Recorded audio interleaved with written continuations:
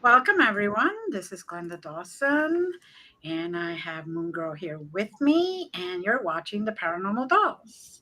Yeah. Hi, dear lady. How are you today? Great. How are you? Doing fantastic. And we have a fantastic guest who has decided to welcome us back. Thank Yes. you. Thank you. We love you too. Taryn, how are Hello. you? Yeah.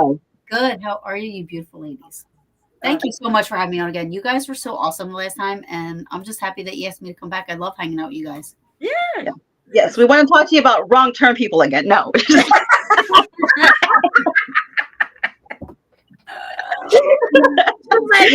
only reason why we're having you on, so you can talk about wrong. That's what the show is about. No. Wrong turn. So, for the audience members that do not know who you are, why don't you tell us a little bit about yourself? Let's see. I started in the paranormal stuff in probably 2004.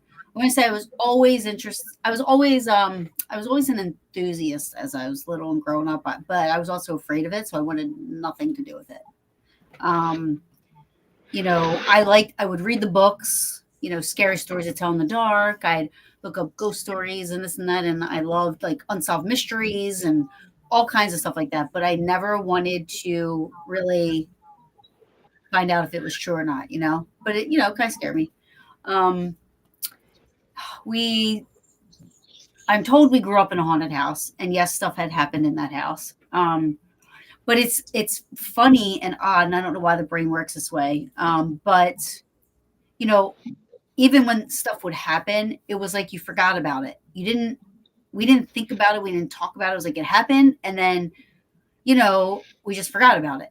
And even like, you know, when I started to train to be an investigator, which wasn't until probably 2011, um, I didn't realize exactly what, even though I knew it's weird. I can't explain it. I knew what was, I don't know if I fully understood at that time what was really happening. Even though I knew it was strange and odd, the stuff that would happen, I I didn't look at it like it was paranormal stuff. I just was like, wow, that was weird. And forget about it because you couldn't explain it. Um, so after I started training with, I started out with, I started watching Ghost Hunters. That's what started to get me a little bit more into it. Um, let me backtrack, and I'll try to be quick because I know I can talk. We want you to talk. Yeah, I want you to talk. So like as a kid, I've always been interested in it, right? And then, sadly, in 2000, my father died, and at that point, I didn't really look to the paranormal side of things.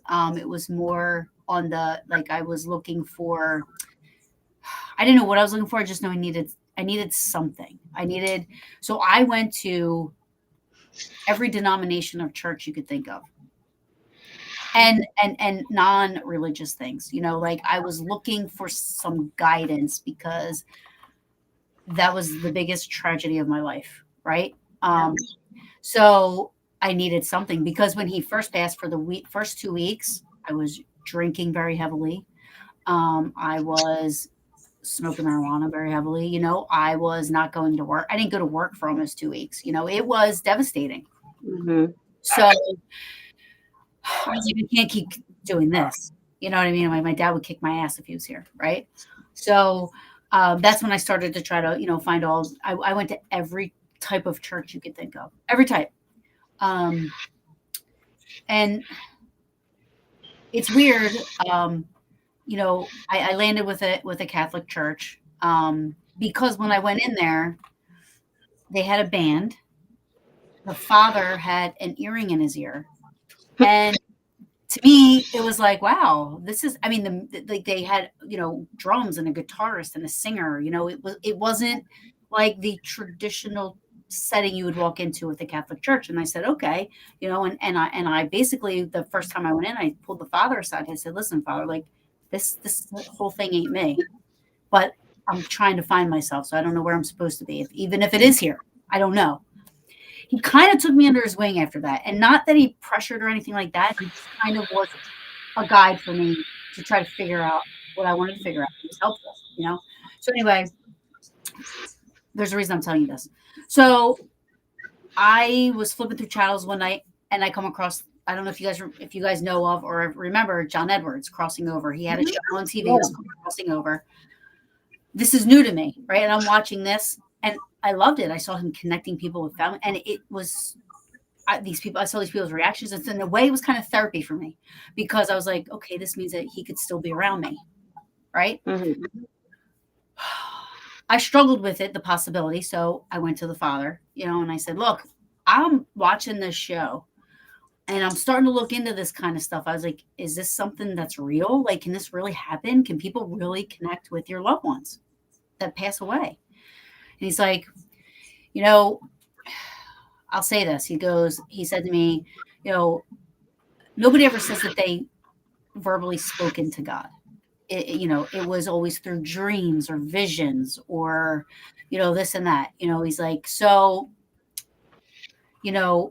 if we go on the Catholic there, like we're all made in God's image and we're all this and that, and they believe, we wouldn't be able to handle hearing God's voice. Right. So, he said, if he says he's talking to them, then I would be less quick to believe it. He's like, but if he's saying like, oh, he's showing me this or he's showing me that, and he's getting signs and he's hearing and, signs and seeing things, he's like, then I'd say go ahead and continue the path.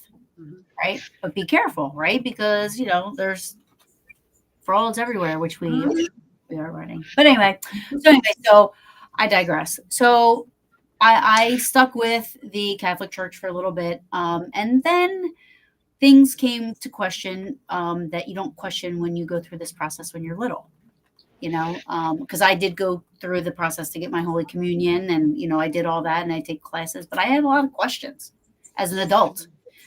And a lot of the questions were unable to be answered. And I know that is a religion that's based off of faith, right? But, you're talking to somebody that the world was just shattered 6 months prior, right? And, and unfortunately, I learned some things surrounding that with the Catholic, because my stepmother was Catholic and my dad was a non-practicing Catholic, but anyways, there was a couple of things that occurred when he died that I was still the defensive daughter, so like my stepmother couldn't receive communion the entire time she was married to my dad, because he was married to my mom previously and had 2 kids with her. So because it made me feel like I was a bad thing, because why couldn't she, or my dad was, because she was not allowed to receive the body of Christ, is what they call it, because she's married to somebody that was previously married with children. And I thought that was horrible. I am not trying to disrespect anybody's religion, but by all means, this is just my personal journey through it, and I really got offended by that part of it. Also, I learned that they, acknowledge annulments with marriages, and if you have children, then those children become bastard children. And to me, that was another thing that I just didn't agree with. So, and there were a few other things. Anyways, I am now I become a non-practicing Catholic because I hadn't found anything else at this point. So anyways, I continue to follow John Edwards, and I start to do, and then I start to, Ghost Hunters come out. That's what did it for me when I started to kind of do the switch to the paranormal side of things. And not switch. I wasn't trying to be like a psychic medium or anything, but that was part of I had 12 years of therapy from my dad's death, and mediums were a part of that process. And I know there's a lot of skeptics and a lot of people out there that don't believe in mediums and stuff like that. But I will say this, whether or not it's true, they helped me through my grieving process, because to me, it felt real. The connections that I made with my father and the connections I made with other people, so it definitely helped. Anyways, So I started watching Ghost Hunters, love it. And a lot of people around me were like, how can you watch that show? They never find anything. And I'm like, sure, it's not like not every, you know what I mean? Like everywhere you go is going to be haunted, like, as we learn later on, so, but I loved it. And I was a faithful fan of Ghost Hunters for their, even now to this day, I love them guys. And, so I started to do that again. Still, I wanted nothing to do with it. My mom one day says to me, this is in 2007 now, you want to go to Gettysburg with me? I'm like, no, what is in Gettysburg? I don't even know about Gettysburg, right? She's like, come on, I can't find anybody else to go with me. And I'm like, fine. Grudgingly drags me to Gettysburg. Not only did I find this place to be my happy place, my home, my heaven on earth, just from that first visit, fell in love with it. But that was where I had my first, what I knew was to be a paranormal experience.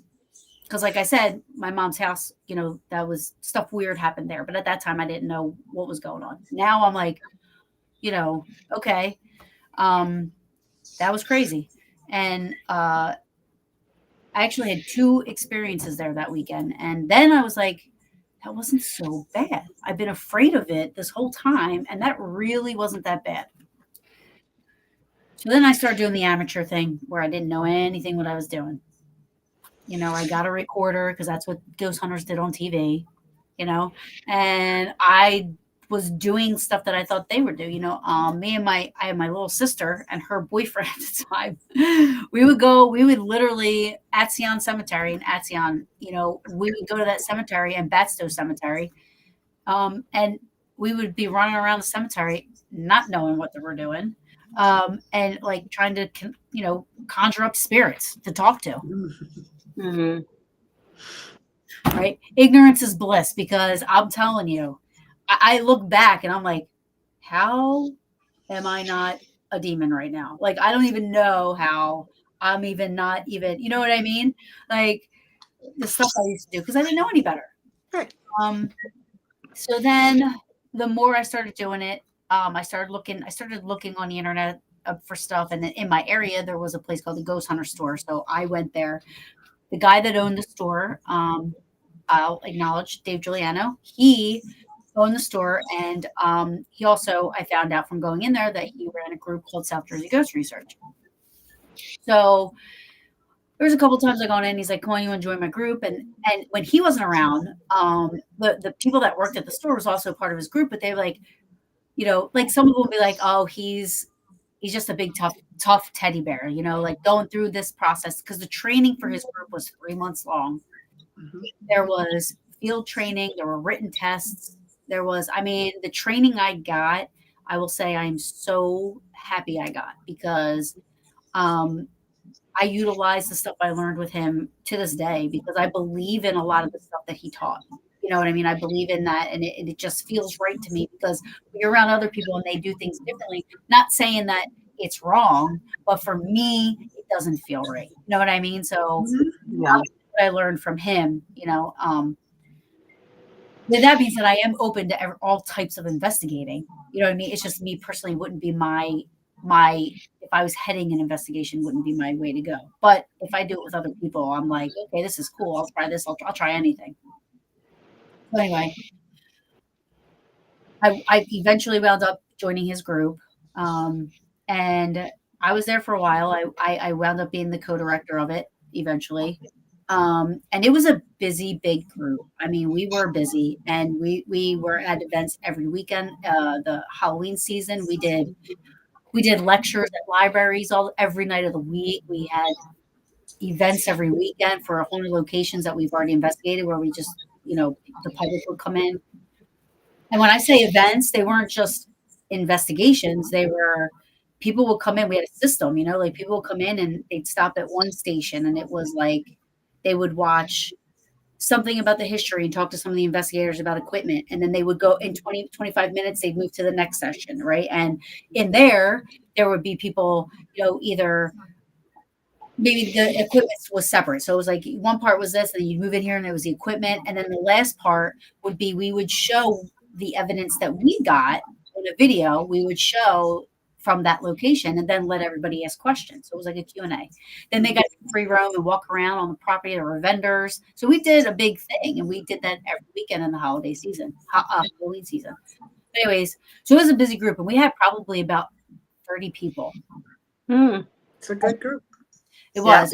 We had, just Caspers, and we had red flags. So we had a special team that dealt with anything that was not in the green Casper, this little guy. And knowing me, you would probably say that you already know that I would tell them. So we had this thing where questionnaires would come in. We would put them in a category. We'd have somebody look over them. An experienced investigator that's been there for a couple of years. It would either be a green flag, aka Casper, or a yellow flag would be like, just a whatever. And then we'd have red flag. Red flag would be something that this one right here wants nothing to do with. And I've said that from day one. I would tell them, like, I don't want anything of pinkish hue coming in. Keep it. I like Casper Slimer. Yes, maybe. That's like the extent. Slimer, but Casper is what I like. So we had a special response team, which private cases, I will say, is one of my most favorite things to do as an investigator. I love helping people. And all of my cases have been successful. And I'm not saying that to sound conceited or anything like that, but whether we had to do an investigation or not, or, because I say successful, I use that in the wrong sentence. Successful to me is not having to do an investigation. If you can help a family without going into their home and disrupting it and doing all this stuff, and that's like a win-win. If you can help them understand and maybe feel more comfortable, that's a win. I mean, there's clients I have that I still check on, and I haven't done that in so long, but I still have these people, that I check on. But they've all ended in a good way. You know what I mean? And I that's my most favorite thing to do. So with South Jersey Ghost Road, that was the same thing. We had private cases every weekend. We had events every, not during the Halloween season. We had events, but not as often. So that was a little bit, but we had events. We would have lectures here and there, but mostly it was private cases. And we had a lot coming in. And I'm surprised there isn't still that. You don't hear about it that much anymore. All you hear about is the TVs and the YouTubes and events and paracons, and you don't hear about all the private cases. You don't hear about the private stuff anymore. When I was doing it, that's all you would hear about. Because it was about investigating, and it was about helping people. It wasn't about, oh my God, can I get on TV? How many subscribers can I get? And it wasn't about that. It wasn't about money. When you do private cases, if you are an honest, good investigator, you're not charging people for private homes. So you're not making money doing that either. So it wasn't about that. Times have changed. And, now I would still do private cases if they came my way, but, now it's more, it's a lot about the public locations and the locations and raising money, which is still great. I am all for raising money for preservation. And I love that too. I love doing that. If I can help a place and be a part of that place's history by helping them raise money, I'm all for it, because I love historical sites. I love history. Right. So yes, I'm all for that. And then you have, the Paracons, they're great too, because that's where you network. That's where you meet people. That's where people like us who do shows, right. That's beneficial. I just wish people would I think that right now it's sad to say, but it's become a very toxic community. Everybody's very desperate to be famous, to have a bunch of followers. Everyone's really catty with each other. It's become not a place I enjoy much. I miss how it was before. Yeah. I mean, it's unfortunate, right? Because Yeah. there's good investigators out there and researchers and people, and no matter what aspect or avenue you are in this, you know, if you're a legit and true person in this field, you know, and your passion, like I say this all the time, who wouldn't want to make money? This is my dream job to be able to do Yeah. paranormal all the time. It's my dream job. Mhm. Who wouldn't want to make money doing what they love? Absolutely. Mhm. But that want would never come before my integrity or my friendships ever, Mhm. ever. So I'm not willing to do the things that some people do. I'm not saying everybody, but to get that status or get that those numbers, because it's just not how I'm built, right? So, and I'm fine with that. I'm fine with that because, like I said, money isn't my motivation. Like Yeah. reaching people and hoping somebody watches my show or sees my investigation or sees something, and talk about Paranormal Brew, watches my show and learns something or gets something from it. I get those messages where like, oh my God, your show's great tonight. Thank you so much. I learned this, or I can relate to this. And me, that's like worth $1 million. Mhm. Yes, You know, it is. Yeah. and my integrity, I will never fake anything. I will never lie about anything. I won't ever do it just for the clicks and the likes and the subscribe. Like there's nothing that you couldn't pay me enough. I won't do it. My integrity is more to me than anything. And there's a lot of that going on right now, especially.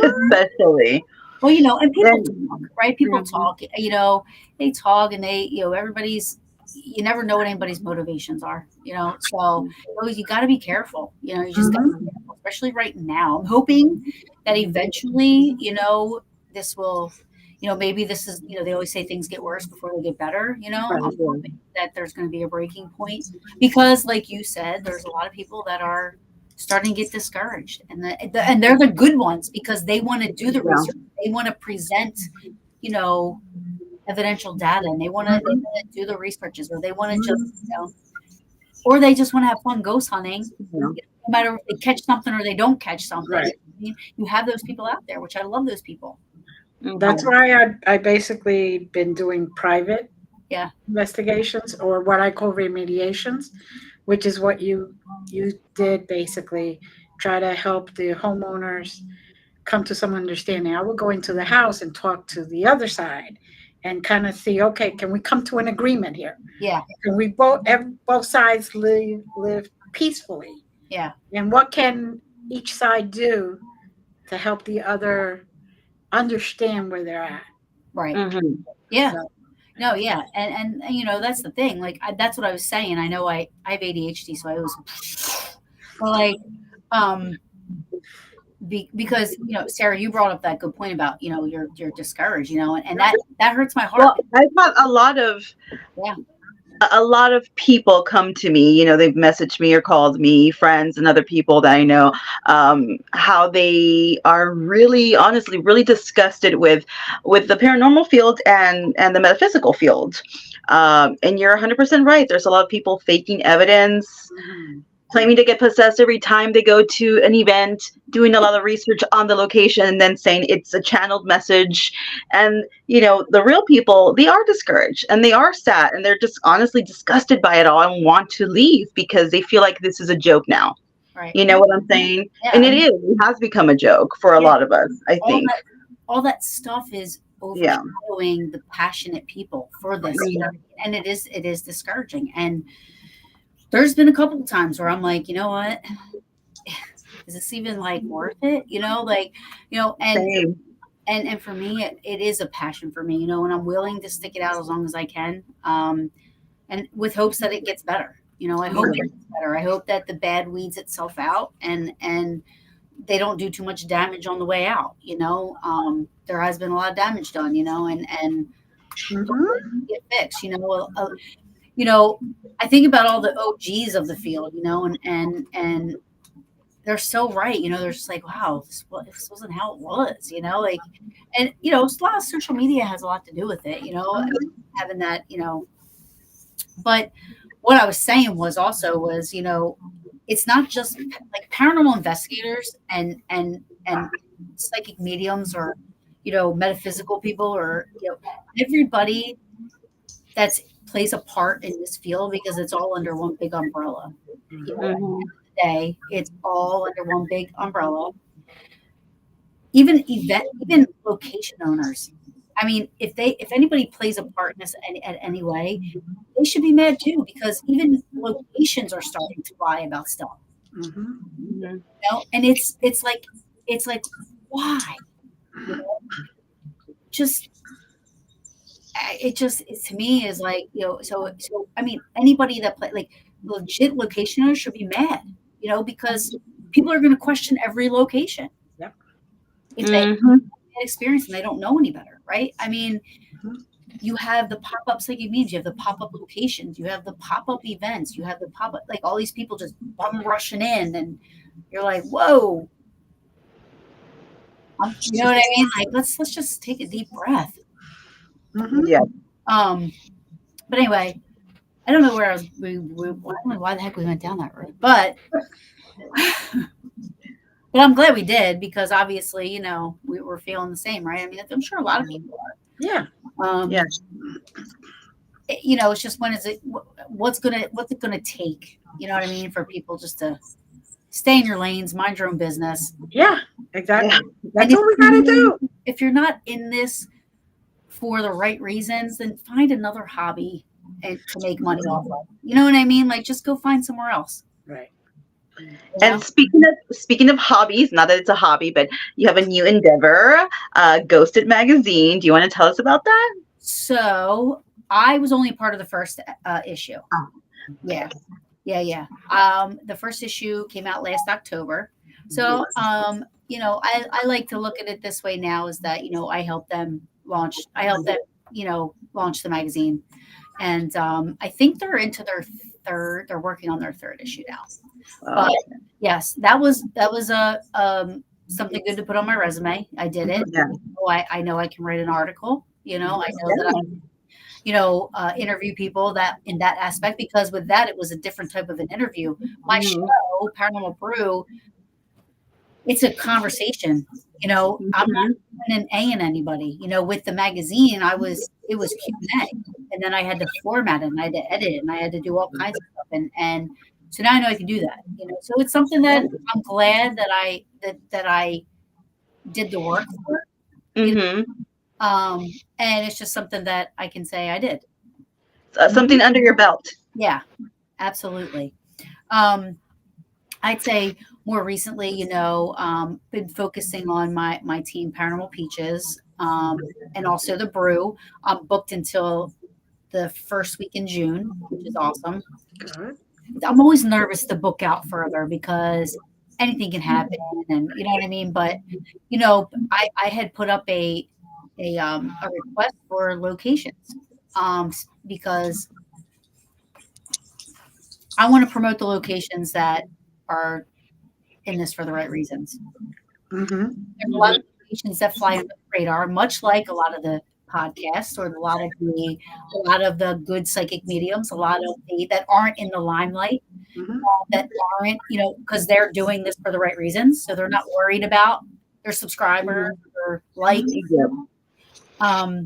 They're just, either trying to preserve their property and share it with us, and because they know they can make money doing it this way, so that's great. So the legit location owners, the legit psychic mediums, every once in a while you get a doozy, more than once in a while, girl. Let's be honest. Once in a while. We'll leave it at once in a while. Yeah. It's happening. But you try, right? You try to do your research. You try to, you try to, and we're going to slip through the cracks. But for the can you tell us about your show? Oh, sorry. No, go ahead. Can you tell us about your show?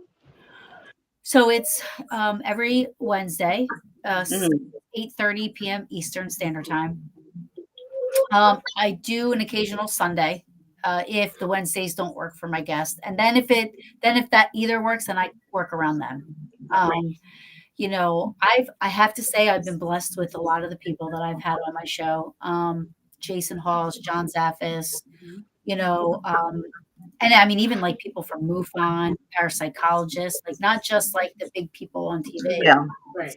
I mean, I've had some pretty awesome people on. I mean, from UFOs. I mean, so the show's been on. This April 1st will be 7 years. Yay! Hey, congratulations! I know. I'm like, wow, it's going 7 years. Where does it go? When it first started out, it was only on like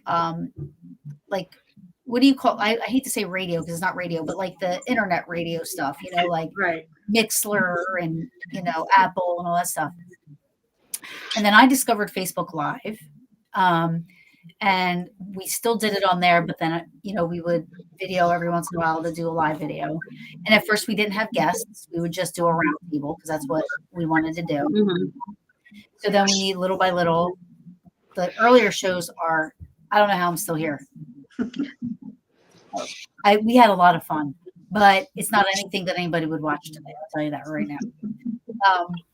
But we had a lot of fun. And along the way, I had a lot of co-hosts. Mike Brown is the one that created Paranormal Brew with me.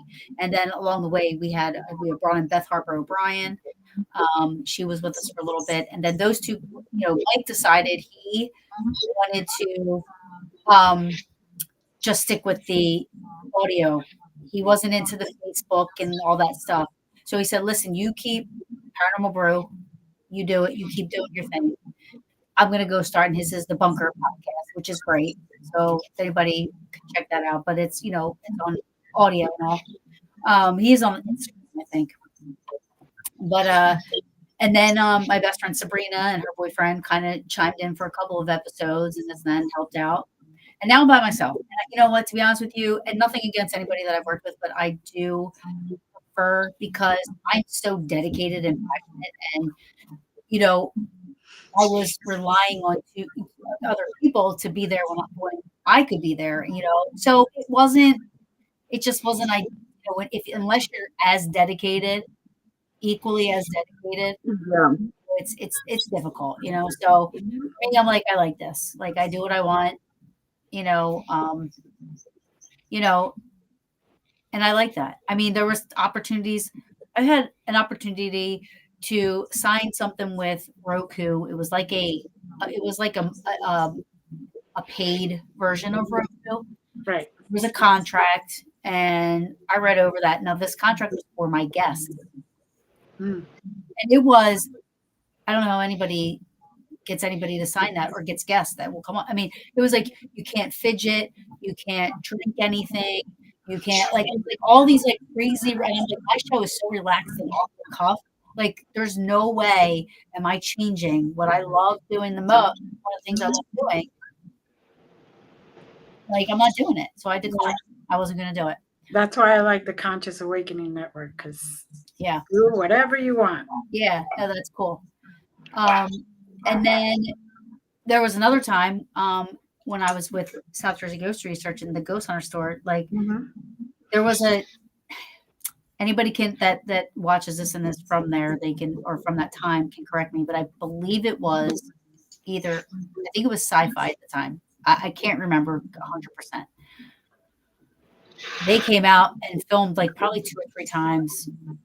They wanted to have a ghost show based around the Ghost Hunter store because it was also haunted, So they wanted to have some type of a show like that, which sounds great concept, right?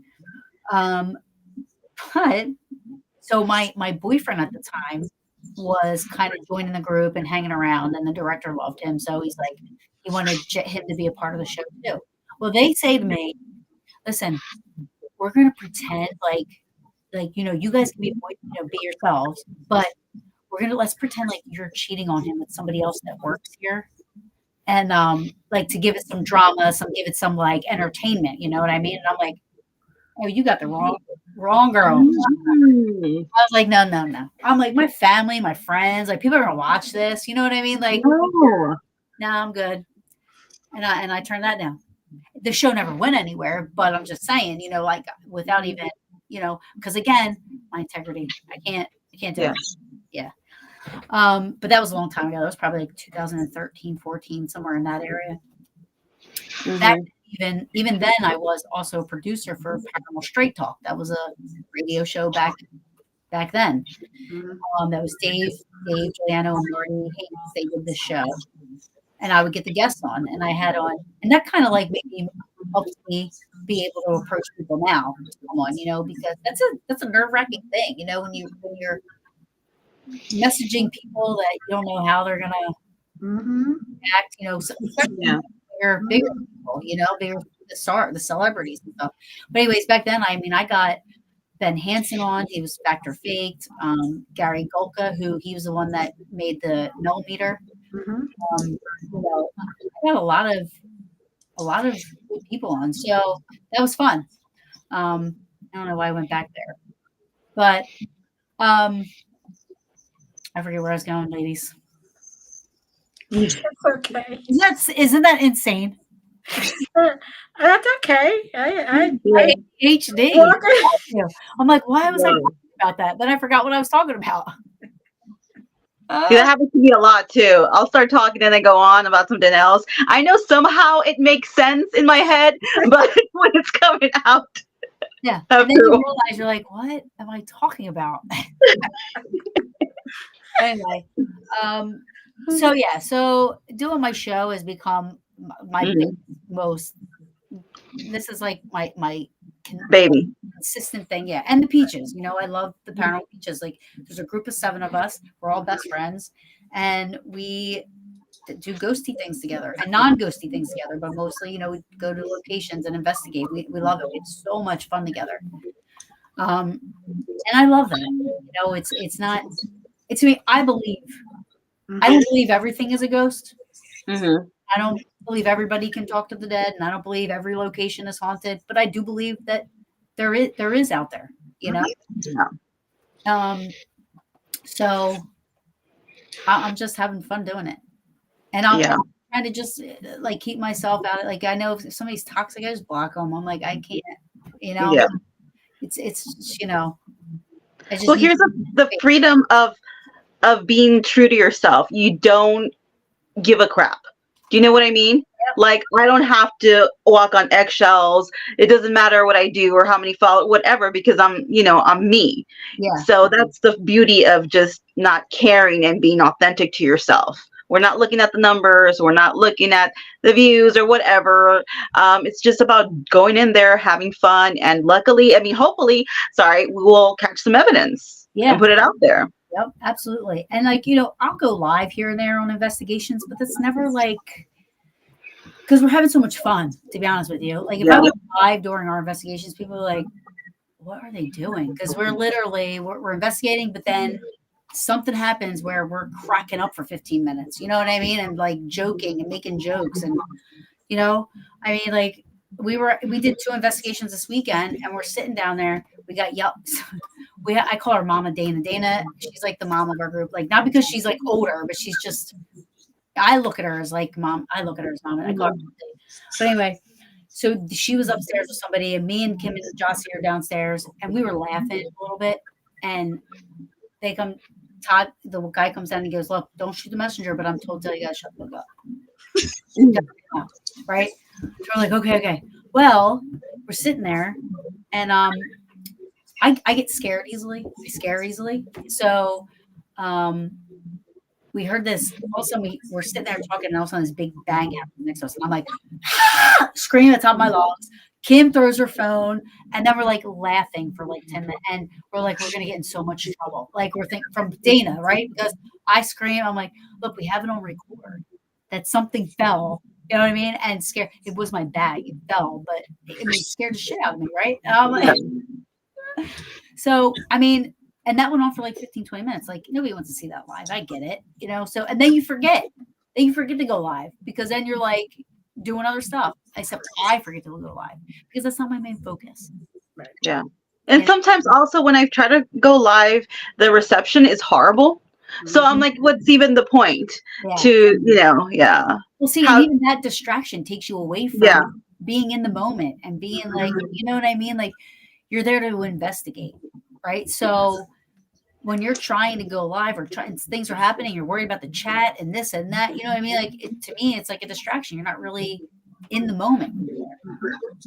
You know, I'll share evidence after. Like if I get EVPs or something like that, I'll share them. You know what I mean? But you know, if I go live, great. If not, you know, it's not my focus. So yeah, the show is great. I love it. I love myself getting to know people, you know, and learning new things. I learn something every show, and I love that. Yeah. So, have you or any of your lady friends with the Peaches, have you all ever gotten hurt or touched or something in an investigation? Never hurt. Good. Knock on wood, girl. Yeah, never hurt.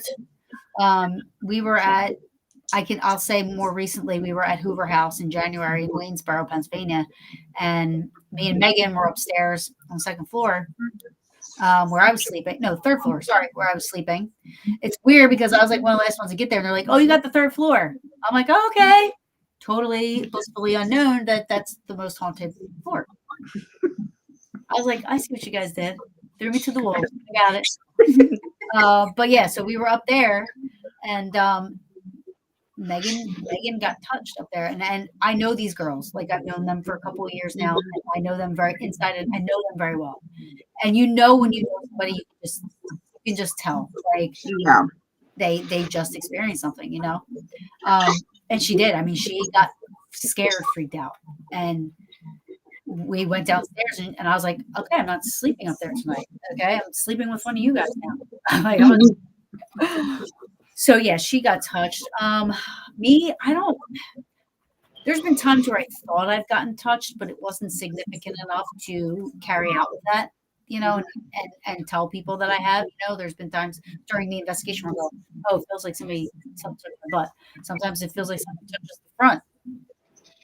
I had that happen one time where it felt like I got touched, like groped. But I don't know if I really did. You know what I mean? Like you're always get, you know, it felt like that, but I don't know. So I have a really serious question now. Would you rather get touched by a ghost or wrong turn people? No, just any day, a ghost. You could call him when you're thinking. I know what you're thinking. You want to say a few words. Oh, yeah, no. I literally, if I came across a wrong turn person, I would kill myself. I'm like, I'll do it for you. Yes. Yeah.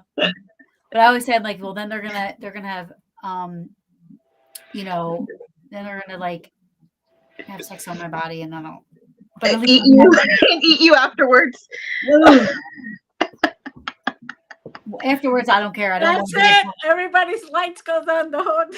Yeah. I don't want to be around for the part before that, so I'm just gonna end it. I'll end it. Oh no. I'm serious. We were at Hinsdale, and we were at Hinsdale House, which, by the way, if you've never been, great, awesome location, inside and outside. And I did. Something scared me there too, and but my life flashed before my eyes. I think it was a bear. I swore it was a bear because of how big it was. But the girls disagreed. At first, they thought maybe a deer, but then they stayed outside. I don't know why they stayed outside. When I ran. My equipment flew everywhere. Clutch Clint, a tear came out of my eye, and I ran into the house. I was like, "It's a bear! It's a bear!" They're like, "What?" I was like, George Costanza when the nurse home with the fire. He's pushing the old people. He's like, "Fire! Fire!" I ran over them, and I'm like, "You better." They should have just came with me because I was shit. Somebody sent me something though the other day because there was a YouTube yesterday that they found out that there's been reports of some type of a human creature or something back there. I don't know. Humanoid? Yeah, humanoid. Thank you. I don't know if I believe in that. I don't think I do. Not saying it doesn't. It's not a humanoid. It's just a wrong turn person. You escaped. That's true. Might not be going to Hinsdale again. But yeah, I mean, so I've been scared, like legit scared.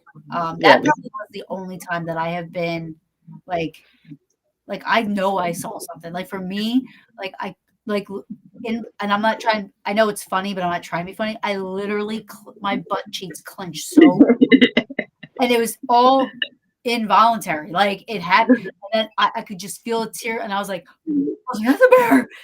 And I just saw my life flash before my eyes. And all I keep thinking about is how you always hear about bears with one swipe can take your head off. I'm like, because it was coming towards us. Yeah. You know?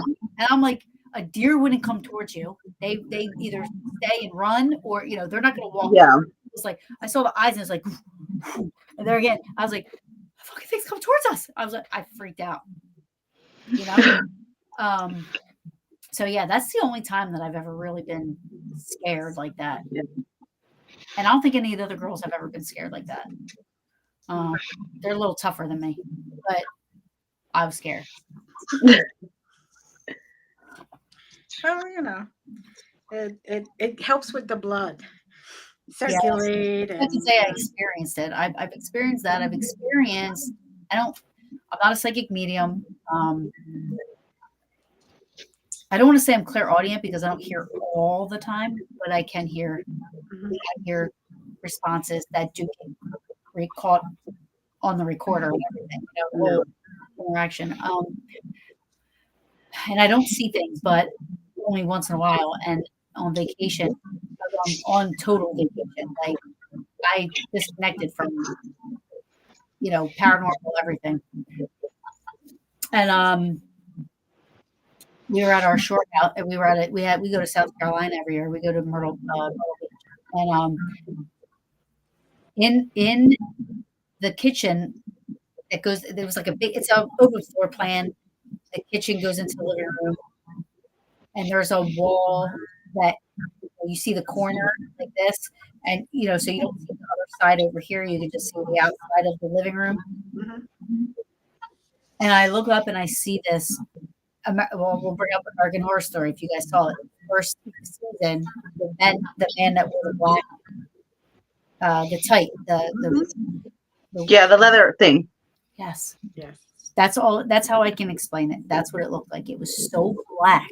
It was so black, and it had this like yellow, small yellow, like glow around it.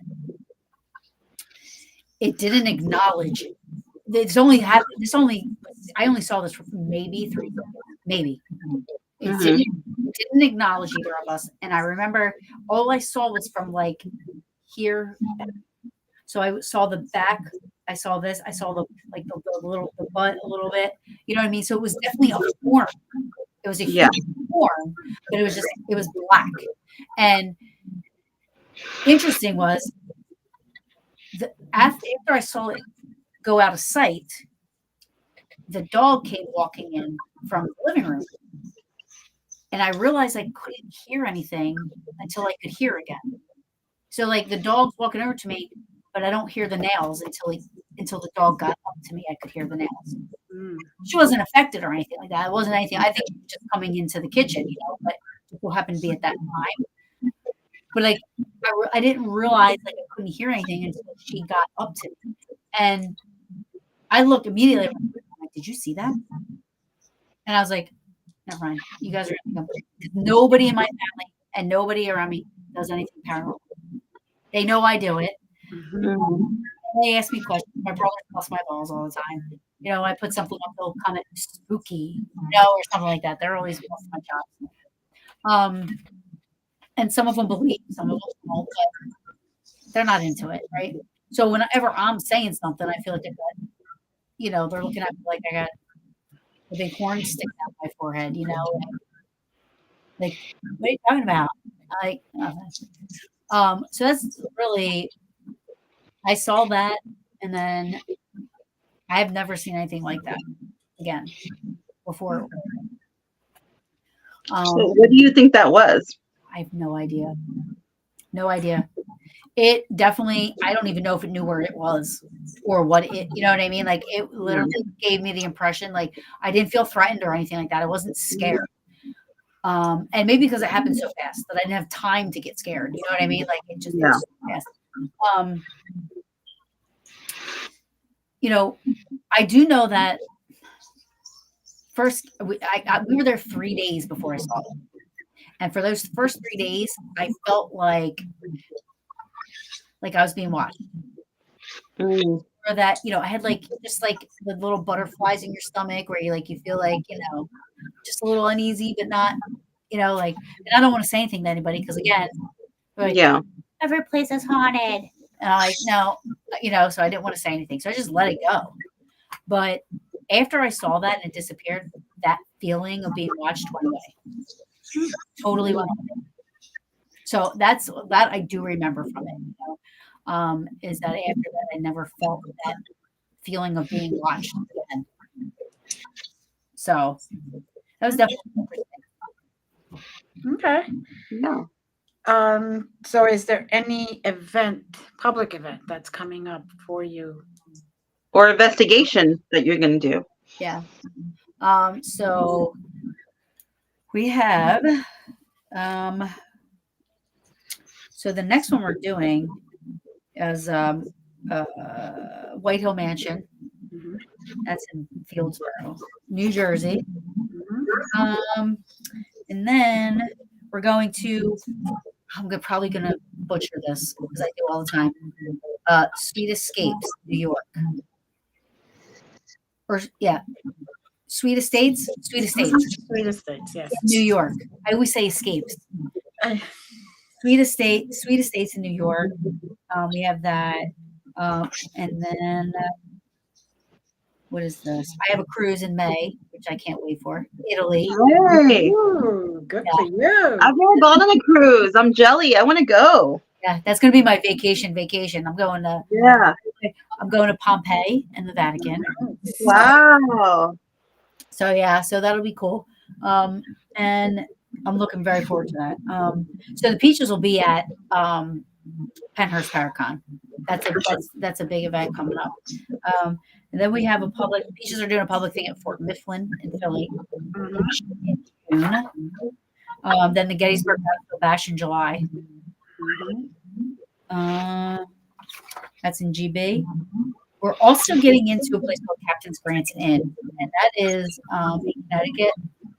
I think Ghost Hunters was there. But we're going to be getting there. We just don't know the date yet. That's a good exclusive location on that. Selma Mansion Psychic Fair in September, and then November we have the New Jersey Paragon. And I feel like there's other investigations in there I'm missing. But we have a lot. Nice. Exciting. Yes. Most importantly, my birthday this weekend. Yeah, happy birthday. Pisces season. I love Pisces. Yes. Are you a March Pisces? I'm an Aqua Pisces cusper. Okay, gotcha. I'm February 18th. So the last day, technically Pisces, Aqua Pisces cusper, yeah. We'll take you. You're a Pisces. Pisces are fun. I can't wait. So I celebrate my birthday all month long. So but it starts out in Gettysburg. I do a birthday bar crawl. So some of my Peaches will be there this week and or this weekend and stuff. So it'll be fun. And like I said, I'm booked out for my show till June. Nice. So this Wednesday, tomorrow, actually, I have Wraith Chasers coming on. So that'll be awesome. Yeah, I love those guys. So I'm glad to have them on. So yeah, it's getting to be a good, and we're looking at other locations and trying to set some stuff up. So sounds like traveling is always fun. I forgot. We are actually doing. Is that not in my calendar? Oh, it is. The Pennsylvania Bigfoot camping adventure. Oh, cool. Yeah, so that's going to be a new one for us because everything's always been ghosty or metaphysical. We're going to be doing this. We're going on a Bigfoot hike Friday night. It's all weekend long, and they actually have Ronnie LeBlanc from and it's getting put on by Eric Waltman, who Pennsylvania Bigfoot Society. And they're gonna have they show you how to make the impression, you take the plaster and make the food. Yeah. Like there's workshops for it. They have lectures all weekend. So it's going to be cool. Something different. So Fun. looking forward to that. That sounds like it's going to be fun. So yeah, we rented a cabin and we're going to be Bigfoot hunting all weekend. I don't know. Well, let us know if you see any Bigfoot. That'd be cool. And for anybody that is paying attention and wants a question, in a big group setting like that, I'm fine in the woods when there's a lot of activity going on. Okay, well now you need to tell us if you find Bigfoot or wrong-term people in the woods. Okay. So I had Eric on, and I said, I got a question when we're on this hike. If we get scared, can we run? Just curious. I'm known to do that. And he's like, you can't run. And I'm like, I can. You should see me. I've done it. Oh boy. Well, it's coming to the end of the show. Yes. And thank you for being here again. Yes. Well, we can find her. We're going to put that all under the description, so it'd be easier for people to hit the link. Yeah. Because they don't catch it on. Yeah. That's fine. So thank you again. Thank you. You guys are great. Send us don't wait for one of us to contact you. That's true. You know what? You guys got to come on my show. Yeah, we'd love to. We said that the last time, and then we never scheduled something. Sarah, let's schedule it, And yeah, for sure. You let me know. You can message me whenever you want. Yeah, because I also do it Sunday nights. You know what I mean? So we could always just do a spooky Sunday and just get together for an hour and drink some wine and talk spooky stuff. Yeah. Okay. Yeah. Well, thank you, everyone, and as always, many blessings, and we love you. Bye. That's all. Yeah.